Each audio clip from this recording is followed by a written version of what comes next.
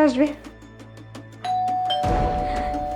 চলে আসছে, শোনো সেই ভালো খবর, মা বাসায় নাই, আজকে শুধু তুমি আর আমি। চলো চলো চলো, দেরি করতেছে কেন, তাড়াতাড়ি আসো, এখানে বসো।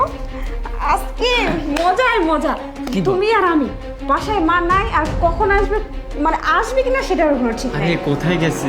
খালার বাসায় গেছে বেড়াইতে। শোনো, আমার না তা ভয় ভয় লাগতেছে, বুঝতে পারছো? যদি এর ভিতর এসে পড়ে আমার তাহলে তো- বাড়ি, আমার ঘর, আমার ভয় লাগতেছে না ওর ভয় লাগতেছে? তুমি যে কি বলো না, আমার বাড়ির বিষয় তো আমি ভালো জানবো, তাই না? আচ্ছা ভাই, বাদ দাও না এসব, তোমাকে না আমি খুব মিস করি, বুঝতে পারছো?